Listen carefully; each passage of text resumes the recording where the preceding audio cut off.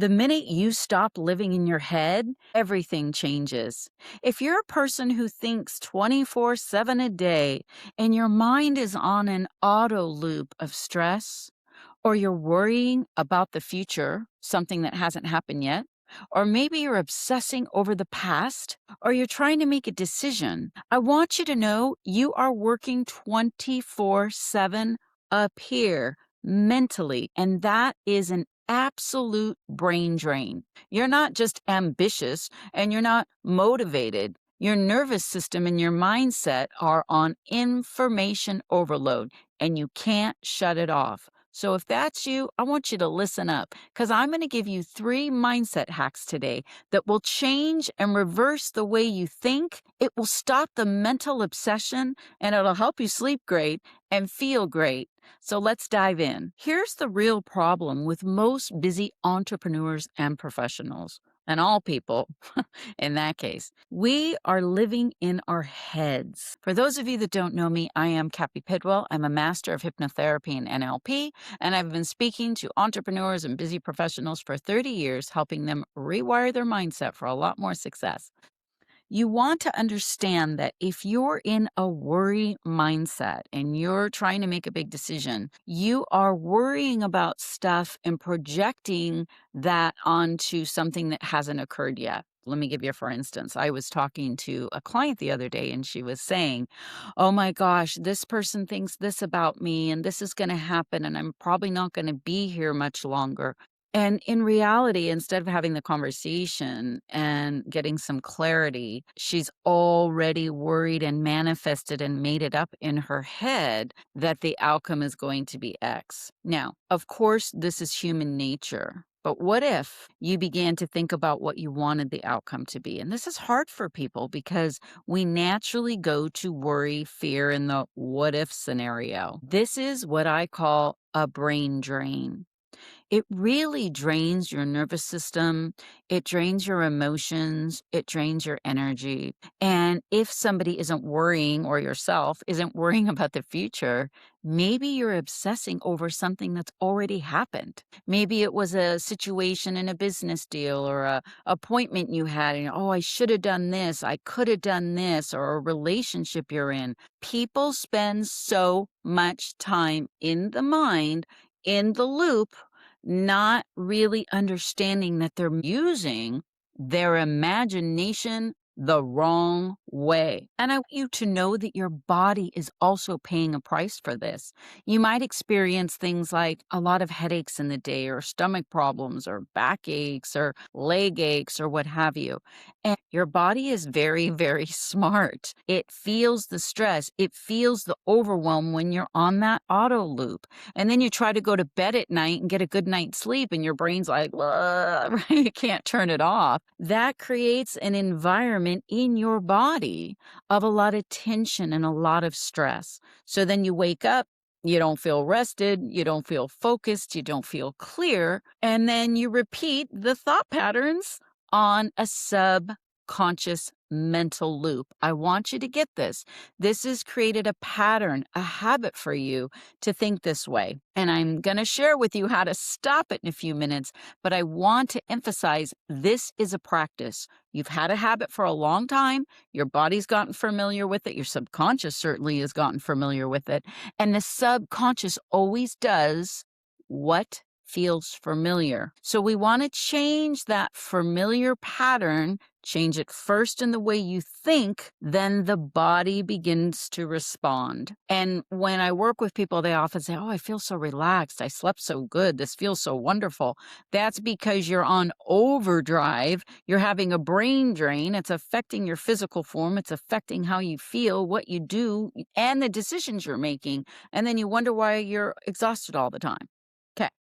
Let's talk about what changes everything. I want you to understand you are not your thoughts. The average individual has over 500 words a minute floating through their mind at all times. And And because these are like a bunch of wild horses running around, you have the reins. I promise you. You've got to learn to rein those thoughts in. And this, again, is a practice. So I'm going to give you some free resources and the links below, and I'm going to suggest you use them. If I just tell you about it and you don't do anything, trust me, those wild horses will keep running in your head and nothing outside of you will change. And then a year later, you'll say, why didn't this change, Cappy? It's a practice. It is a process. Now, you might be asking me the question, why should this matter? I'm a thinker. I'm going to always keep thinking. But I'll tell you, when people are on overwhelm, here's what it creates. It creates indecision for them. They'll say things like, Cappy, I really want this, but I need to think about it. And then they stay on the thinking fence forever and they become very indecisive. You might know someone like this. Powerful people make decisions, whether it's yes or no. They don't sit and take the brain drain and think and analyze and go in analysis paralysis forever trying to make a decision. So if you're indecisive, this is part of the problem for you, okay? Maybe you know what you should be doing to increase your income and your outcomes, but you avoid doing them. Oh, I should make more calls. I should do fill in the blank, and you find every reason why not to do it. Procrastinating isn't just putting it all off. Maybe you do a little piece of it and then you feel like, okay, well, I did this, I took that, but you're not doing the other 80 or 90% of the things that could get you where you want to go. So because people don't understand this is an inner game, they keep looking for the external thing to change or get fixed, and then they'll feel happy, and then they'll be successful, and then they'll make the money.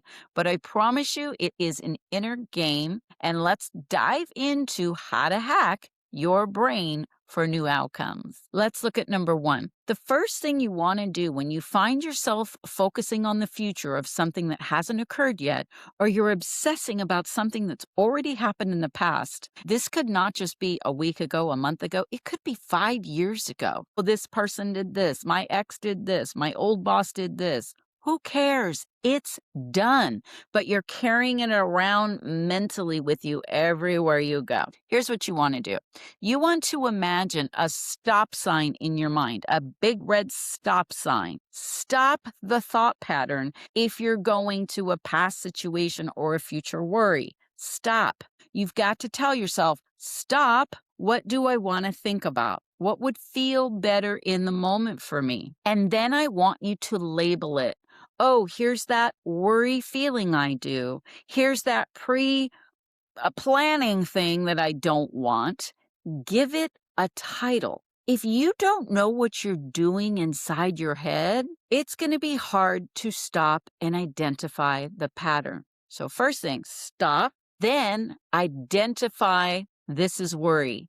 This is fear. This is fear of failure. This is concern.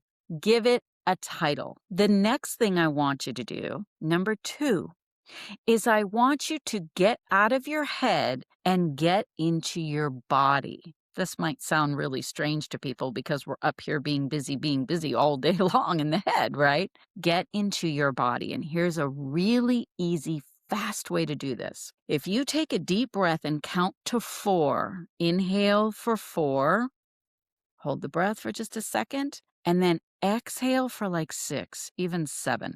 You want the exhalation to be a little bit longer than the inhale, and do it 3 times. You can do this in your car. You can do this at the office. You can do it when you're on your cell phone, walking around on a call. You can do it sitting at your desk. I guarantee you, you will immediately begin to calm down in your body and in your nervous system. Then once you bring some calm into your physical form, into your head, into your body, even for 10 seconds. But if you don't stop and do a pattern interrupt, see the stop sign, identify the feeling, then just take a few deep breaths. This is so easy.